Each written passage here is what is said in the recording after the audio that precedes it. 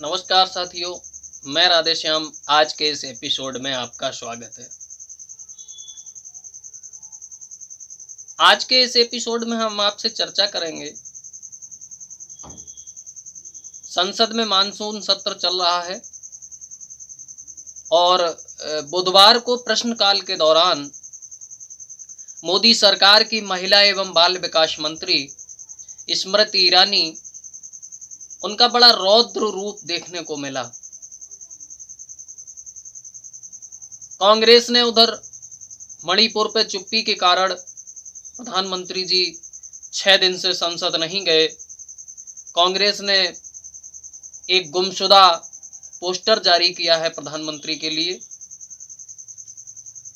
और सबसे बड़ा तीसरा मामला है मणिपुर में जो उन महिलाओं के साथ वायरल वीडियो में बदसलूकी दिखाई गई, उस मामले में आज सुप्रीम कोर्ट में सुनवाई थी, लेकिन वो सुनवाई टल गई। और क्यों टली, इस बारे में आज हम आपसे चर्चा करेंगे।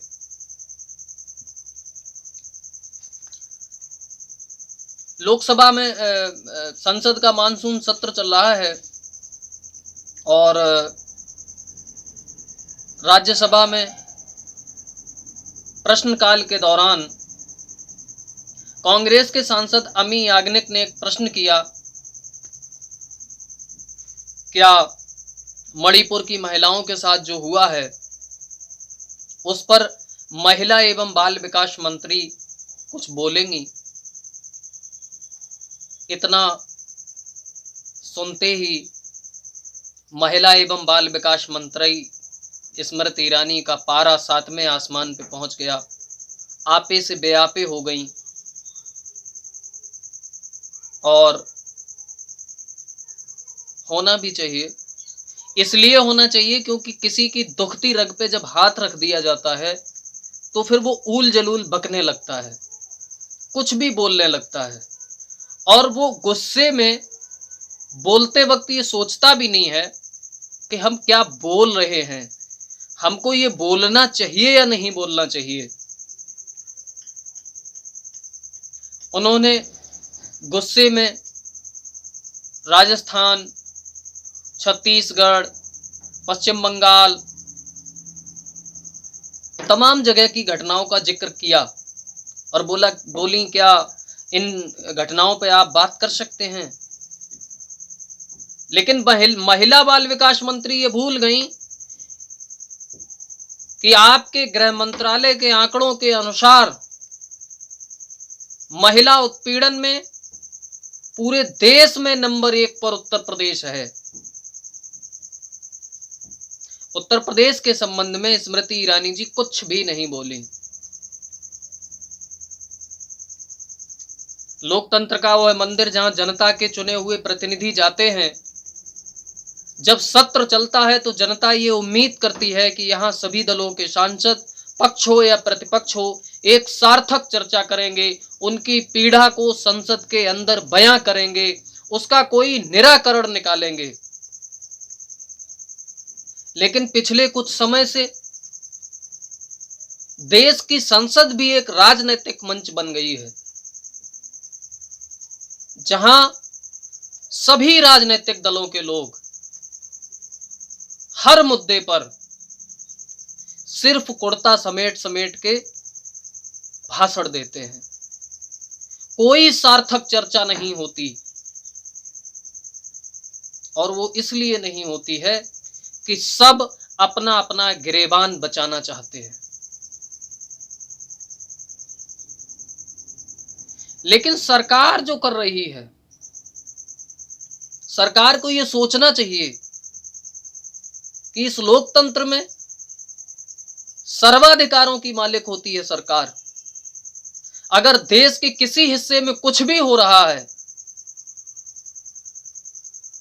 तो सरकार उसको नियंत्रित करने की कितनी कोशिश की, इसका जवाबदेह सरकार को होना ही चाहिए। और सरकार अगर उन चीजों से बचने के लिए पर्दों का इस्तेमाल करती है, इतिहास का इस्तेमाल करती है या किसी दूसरे उदाहरण से उस घटना को छुपाने का या उस पर चर्चा ना हो ये मनसा सरकार रखती है, तो ये लोकतंत्र के लिए घातक है, जनता के सिद्धांतों के लिए घातक है। जनता की पीड़ा का निराकरण आरोप प्रत्यारोप से नहीं होगा, सार्थक चर्चा से होगा, विचारों के आदान प्रदान से होगा। स्मृति ईरानी ने अपने वक्तव्य में ये कहा कि मणिपुर में जो आग जल रही है वो राहुल गांधी ने लगाई है। समझ में ये नहीं आता कि मोदी सरकार की कैबिनेट मंत्री स्मृति ईरानी हमेशा राहुल गांधी पर इतनी आग बबूला क्यों रहती हैं। शायद उनके राजनीतिक करियर की पूरी दुकान ही राहुल गांधी की बुराई से शुरू होती है, और इसी का कारण है कि राहुल गांधी पर चाहे निजी हमला हो, चाहे राजनीतिक हमला हो, चाहे कुछ भी हो, हर मामले में स्मृति ईरानी बढ़ चढ़कर भाग लेती हैं। मणिपुर हिंसा में उन महिलाओं के साथ जो हुआ, उस घटना को उस मंत्री ने नजरअंदाज किया जो मंत्री कभी मनमोहन सिंह को चूड़ियां भेजा करती थीं। आप इस देश की मंत्री हैं, आप भारतीय जनता पार्टी की मंत्री नहीं हैं, आप इस देश की महिलाओं की मंत्री हैं। आपको जवाब देना ही होगा। आपके इस रौद्र रूप से काम नहीं चलने वाला। ये आपकी सास बहू का सीरियल नहीं है जहां आप गुस्से में आए और कुछ भी कह के चली जाएं। ये आपकी पार्टी मीटिंग नहीं है, ये देश की संसद है। देश आपको सुन रहा है। और कब तक आप लोग गांधी परिवार पर या राहुल गांधी पर आप आरोप लगा के बचने की कोशिश करते रहेंगे? राहुल गांधी तो संसद में भी नहीं है, अब सरकार में भी नहीं है, मणिपुर में भी उनकी पार्टी की सरकार नहीं है। दोनों जगह आपकी सरकार है। सारी जांच एजेंसियां, सारी सुरक्षा एजेंसियां आपके हाथों में है। उसके बावजूद आप ये कहते हो कि मणिपुर में राहुल गांधी ने आग लगा दी। झूठ बोलने की भी एक हद होती है। और अगर ये बात सही भी है कि मणिपुर में आग राहुल गांधी ने लगाई है, तो इसका मतलब आपकी डबल इंजन की सरकार फेल हो गई। राहुल गांधी आज भी इतने ताकतवर हैं कि देश के किसी हिस्से को वो जब चाहें तब जला सकते हैं। तो फिर आपके हाथों में जिम्मेदारी देने से जनता को क्या फायदा मिला? जनता ने आपको क्यों वोट दिया था? सिर्फ ये शिकायतें सुनने के लिए कि ऐसा वो कर रहे हैं, ऐसा वो कर रहे हैं। आप क्या कर रहे हैं ये क्यों नहीं आप बता रहे हैं? यह आरोप प्रत्यारोप की राजनीति का दौर अब खत्म होना चाहिए। देश की जनता ये चाहती है कि देश की संसद किसी राजनीतिक निर्णय पर पहुंचे, और पूरी झूठों की एक मंडी वहां बैठी है। और बैठी भी क्यों ना हो, झूठ का व्यापार करना जिनका काम बन गया है। पिछले दिनों माननीय प्रधानमंत्री जी अमेरिका की यात्रा पर थे और उन्होंने अपने भाषण में यह कहा कि आज भारत में हर सप्ताह एक आईआईटी और एक आईआईएम बन रहा है। आज भारत में प्रत्येक दिन एक यूनिवर्सिटी बन रहा है। क्या ये सही बात है? ये झूठ नहीं है? और इस बात को लिखा पढ़ी में आपकी सरकार ने स्पष्ट किया है। मानसून सत्र के दौरान प्रश्नकाल में शिक्षा राज्य मंत्री डॉक्टर सुभाष सरकार ने यह बताया कि 5 वर्ष में कोई आईआईटी कोई आईआईएम नहीं बना। तो क्या सरकार झूठी है? सरकार के मंत्री झूठ बोल रहे हैं या प्राइम मिनिस्टर मोदी झूठ बोल रहे हैं? आखिर ये झूठ बोलने की जिम्मेदारी कब तय होगी? कौन झूठ बोल रहा है? कौन गुमराह कर रहा है? देश की जनता को गुमराह करने से आपका काम चल जाएगा? कहीं भी भाषण में आप कुछ भी बोल के चले आएंगे? ये नहीं होना चाहिए। जनता ये उम्मीद नहीं करती आपसे। दूसरा विषय, कांग्रेस और सभी विरोधी पार्टियां लगातार ये मांग कर रही हैं कि मणिपुर पर चर्चा हो। प्रधानमंत्री मोदी संसद के बाहर मणिपुर के घटना के संबंध में जवाब देते हैं, लेकिन वो संसद में इस विषय पर चर्चा नहीं करना चाहते। क्यों नहीं करना चाहते? ये तो वही जाने। इसी बात को लेकर कल कांग्रेस ने गुमशुदा की तलाश का पोस्टर जारी किया, आपके सामने स्क्रीन पर उपलब्ध है, जिसमें लिखा नाम नरेंद्र मोदी, उम्र 72 साल, रंग गेहुआ, कपड़े दिन में 4 बार बदलते हैं, आवश्यक पहचान, आवश्यक मुद्दों पर चुप्पी और अनावश्यक मुद्दों पर लंबी लंबी फेंकते हुए पाए जाते हैं, कैमरे के शौकीन हैं, आखिरी बार दिल्ली के किसी उद्घाटन में देखे गए थे, मणिपुर मुद्दे पर कोई सवाल ना करे, इस बात की खौफ की वजह से पिछले 6 दिन से संसद में नहीं आ रहे हैं। मणिपुर पर चर्चा ही तो हम सब करना चाहते हैं, आपको कोई कुछ नहीं कहेगा। प्यारे प्रधानमंत्री जी, संसद में आइए, और संविधान की आपने शपथ ली थी, अब तो संसद में राहुल गांधी भी नहीं है, घबराइए मत। ये कांग्रेस ने पोस्टर जारी किया है। समझ में ये नहीं आता कि मणिपुर पूरी तरह से जला है, वहां लोगों को कुचला गया है, जलाए गए हैं घर, लोगों के मां बहनों की इज्जत लूटी गई है। प्रधानमंत्री क्यों नहीं चर्चा करना चाहते? और चर्चा करने से उनका बिगड़ क्या जाएगा? क्या होगा वहां? जो रोज होता है, नेता भाषण देंगे, आरोप लगाएंगे, वो मणिपुर पे आरोप लगाएंगे, आप राजस्थान पे लगाएंगे, यही तो होता आ रहा है ना, हमेशा यही होगा। चर्चा कर लीजिए, क्यों नहीं कर रहे हैं आप? इतना संवेदनहीन प्रधानमंत्री इस देश की जनता ने शायद पहली बार देखा हो, कि देश का एक हिस्सा जल रहा हो और प्रधानमंत्री दूसरे प्रदेश में चुनावी सभाएं कर रहे हो। राजस्थान में चुनावी सभाओं को संबोधित कर रहे प्रधानमंत्री, मणिपुर पे कोई जवाब नहीं।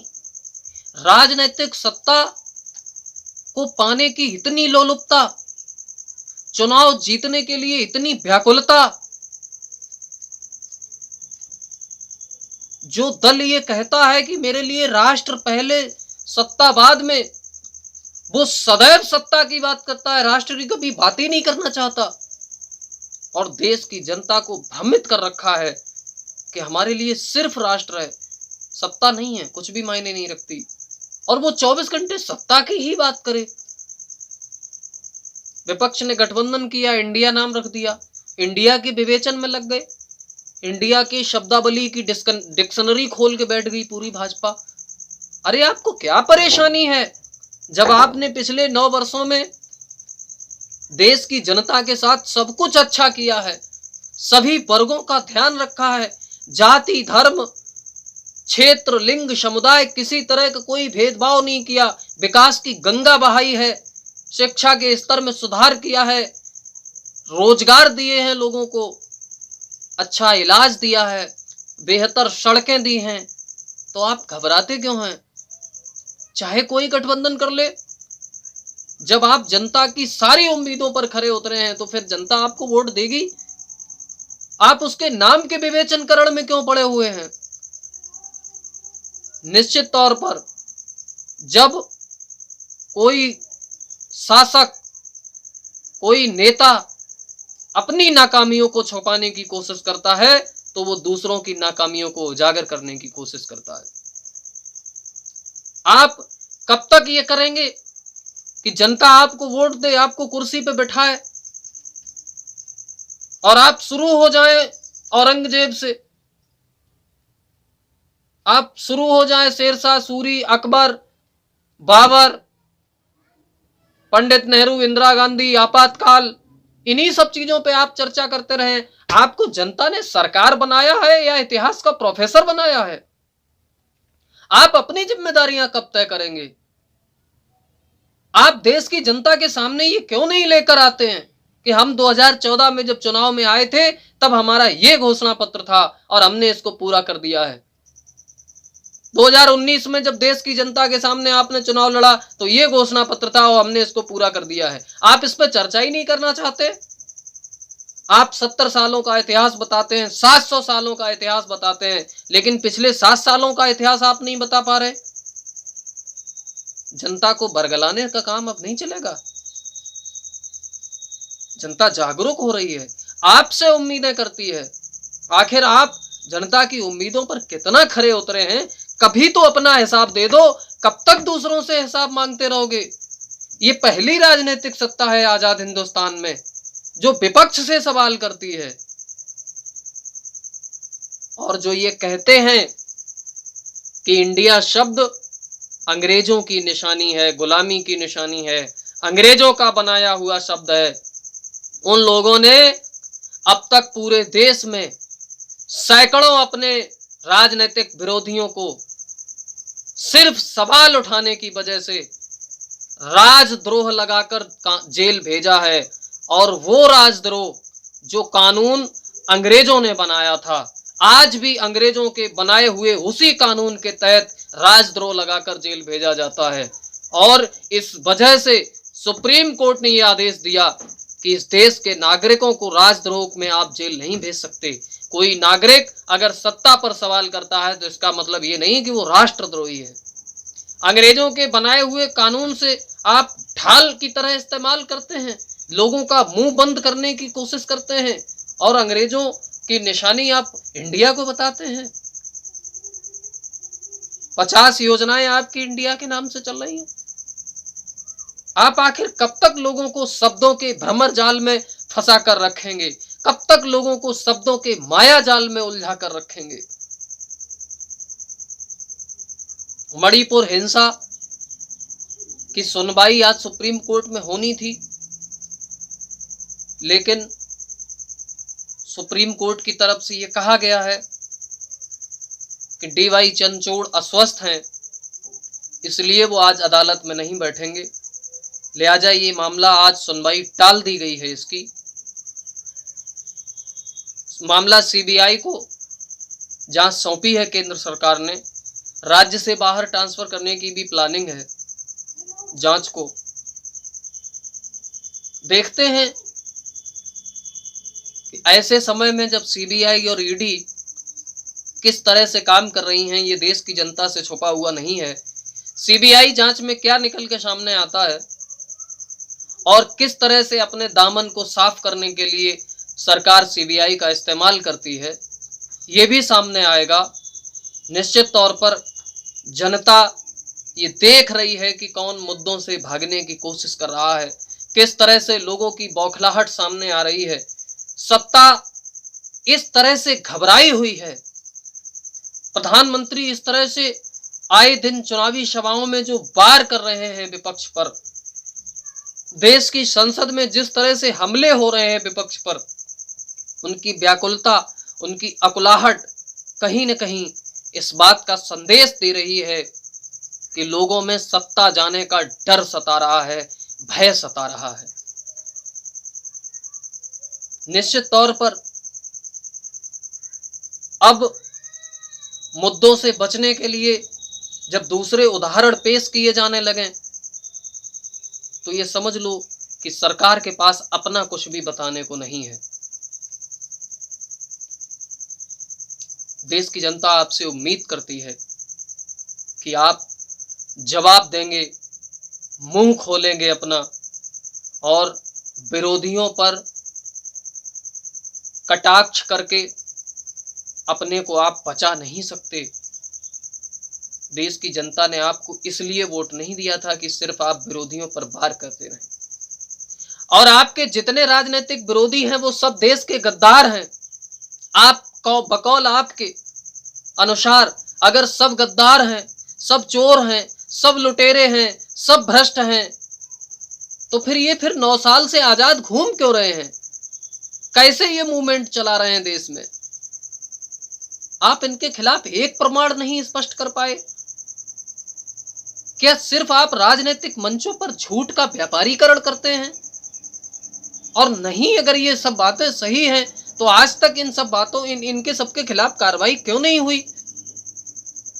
आप जिसके खिलाफ कार्रवाई करते हैं वही बीजेपी में शामिल हो जाता है, उसके बाद वो साफ हो जाता है। ऐसे तमाम उदाहरण हैं। लिहाजा देश की जनता को बरगलाना बंद करिए और जनता जो जवाब चाहती है वो जवाब दीजिए। हम आशा करते हैं कि प्रधानमंत्री जी मणिपुर पर अपना मुंह खोलेंगे, स्पष्टीकरण देश की जनता के सामने देंगे। इन्हीं शब्दों के साथ आज के एपिसोड से हम विदा लेते हैं। बहुत बहुत धन्यवाद, बहुत बहुत शुक्रिया। पुनः एक बार निवेदन आपसे कि हमारे इस वीडियो को लाइक करिए, शेयर करिए, चैनल पर अगर नए हैं तो चैनल सब्सक्राइब करिए, बेल आइकन दबाइए। आपका ये समर्थन ही हमें आगे बढ़ने का हौसला देगा। बहुत बहुत धन्यवाद, बहुत बहुत नमस्कार, शुक्रिया।